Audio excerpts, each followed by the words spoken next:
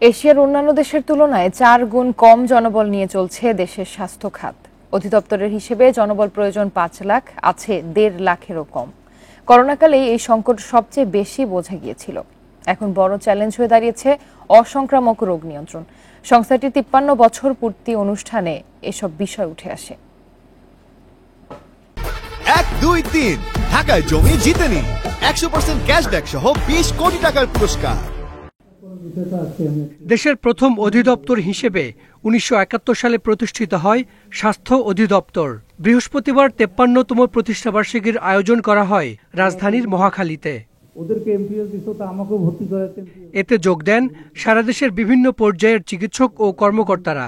আসেন সাবেক মহাপরিচালক, ঊর্ধ্বতন কর্মকর্তা এবং প্রবীণ চিকিৎসকেরাও। আমার যে মনে হয় যে বাংলাদেশে এমার্জেন্সি সিচুয়েশনে হেল্প। সফলতার গল্পের পাশাপাশি উঠে আসে জনবল সংকট প্রসঙ্গ। অধিদপ্তরের তথ্য মতে স্বাস্থ্য খাতে মোট জনবল 1,40,000-এর মতো। এশিয়ার অন্যান্য দেশের সঙ্গে তুলনা করলে তা হতে হবে 5 লাখ।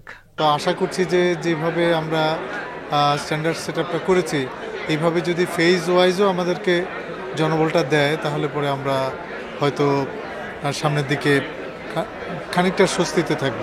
দিন যত যাবে লোক বাড়বে, জনবলের সংখ্যা বাড়বে, এটা স্ট্যাটিক কিছু না, তবে আপাতত সংকটটা কাটানোর মতন একটা ব্যবস্থা।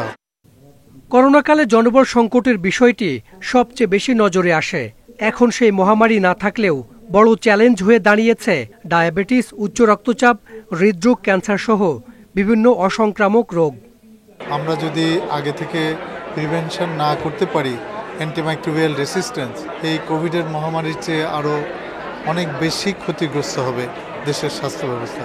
আমি মনে করি যে এই নন কমিউনিকেবল ডিজিজের প্রিভেনশন এবং ম্যানেজমেন্টের আওতায় আনা সমস্ত শ্রেণীর লোকদেরকে, এটা স্বাস্থ্য অধিদপ্তরের জন্য একটা বড় চ্যালেঞ্জ।